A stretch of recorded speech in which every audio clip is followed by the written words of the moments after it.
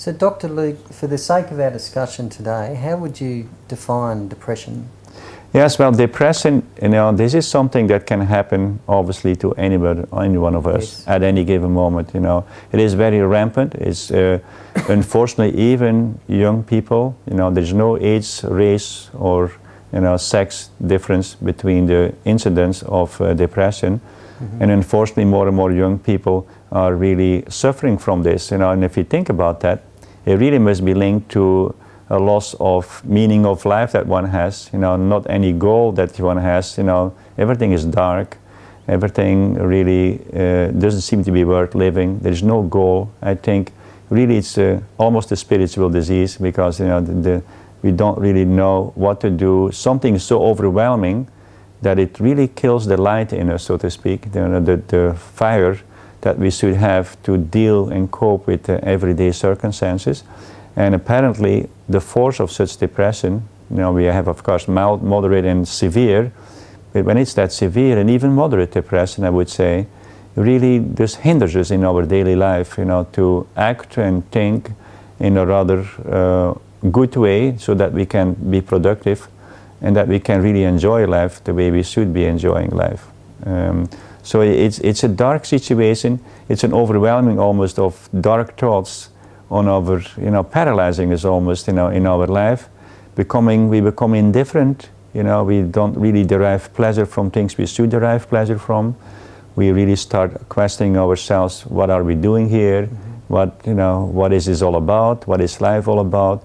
And, it's unfortunate, like I said, that it can hit every age. So even it hits people that are 45, 50 years old, have been very successful, and yet somehow they get a depression that is more related of like losing their goals or losing what are we doing here, that quest for life, the meaning of life that we really always have to find daily in our lives for everybody, no matter what profession you have.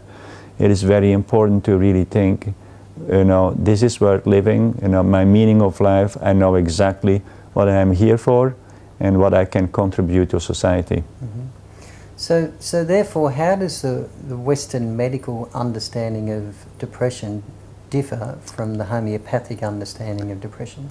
Yes, this is interesting, of course, and as we use science in this understanding for Western medicine to understand depression, it is very interesting that when you ask a regular physician how this came all to par, that we talk about neurotransmitters, of course, and we talk about serotonin. So there was a small study, that's many, many years ago, that at some point we found with those depressive patients that they had high serotonin levels in the brain. And so we concluded that, okay, so whatever it is, this is really depending on the level of serotonin levels. So if, in fact, if we can actually increase, so in fact it was too low of a serotonin level in comparison with regular individuals. So if you can increase the serotonin levels, then the depression will go away. That was really the basis of the understanding, the chemical basis of understanding of depression. The interesting thing is that now we have found that either by decreasing or increasing the level of serotonin, and in fact now the new drugs, like one that I know in France that is available, is not even available in the United States, actually lowers the serotonin, and yet has the same activity as, for instance, Prozac. Okay, so at this point, so we now have to come to the conclusion that either increasing or decreasing serotonin can just have an effect on the depressive situation or the improvement of the situation of depression. So this whole theory of serotonin falls apart, because if it responds to both decreasing and increasing, then this is really nothing but a paper test and really not really a true understanding of what this depression is, even on the chemical basis, or even the chemical activity, because don't forget, we use that particular study then to manipulate serotonin levels with the drugs in order to improve the patient. But if it's not really based on the right basis, then we actually did this at some point, we have to say then, is this then just placebo effect? So the Western medical understanding of depression is predominantly on the physical plane, I guess as a chemical imbalance. As a chemical imbalance, indeed, right? So the neurotransmitter has a chemical imbalance. But as I said, where we based ourselves on it really now doesn't hold, unfortunately. So how is the homeopathic understanding of depression different from that, Lou? It's certainly different as it is for any disease, because for us, first of all, we look at the many different triggers, as much as regular medicine, Western medicine does that too. I mean, we make distinctions between different depressions, such as postnatal depression, which is very well known, unfortunately very much frequent.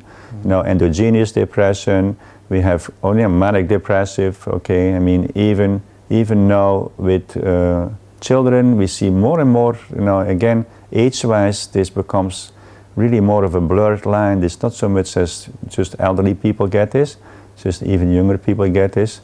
So we don't really have to make that distinction in that sense, not in the sense of giving it a different name. Because even if we do that with Western medicine, we still resort to the same medications. Okay, we have, obviously, we call them, you know, we have several major medications, Zoloft, Prozac, Celexa, and so on and so on. And, you know, we call them even the sex emperor's drugs. Okay, 6 big ones. But that's, no matter what the disease is called in Western medicine at that point, really any of those drugs will be used or tried, I would say, because, you know, in our reasoning in Western medicine, we're trying to match, so to speak, the drug to the patient, which sounds very well, but the problem is that there is a whole problem with this, which we can maybe elaborate. What does it really do? In other words, are these drugs really working? You know, this is really, I mean, it sounds all good. It sounds based on really, like I said, scientific research, except that the whole beginning was actually already not true.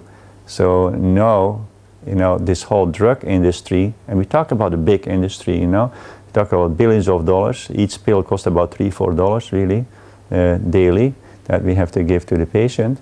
And the question becomes now, is it really worth it, or are they really effective because they were, so to speak, even made on a wrong theory that seems to be falling apart right now. So, but for us, how different it is with homeopathy, we don't really need that name. We really look very differently at the individual. Every individual can present a certain depression somewhat different, number one. Also triggered, I mean caused by a different reason, which can go from any emotional factor, going from basically the death of a child, the loss of a husband, the betrayal by a husband. We of course know the postpartum depression, but it can be even the loss of a job, the loss of a home. It can be happening at work, where we get in an indignation situation, as we call it, where the boss might just bark at you and really make you feel small. You know, it's unfortunately we have many triggers that can cause it, and yet of course we have to start saying, but why doesn't everybody get depression when they have the same trigger? Right? That is of course the next question, because we would definitely say, so we have many more triggers. But as you see, as usual, as with every other disease, it has to always fall on the right terrain, so to speak, right? I mean, it's like the seed has to fall in the right soil in order to grow. Unfortunately, that's also the case with depression. The seed, the trigger, has to fall on the right terrain, you can call it, even the constitution of the person, but it's more the terrain. You know, the hereditary background, and we call it miasm in homeopathy. It has to be really fall on the right terrain in order to be effective. It's always the same case.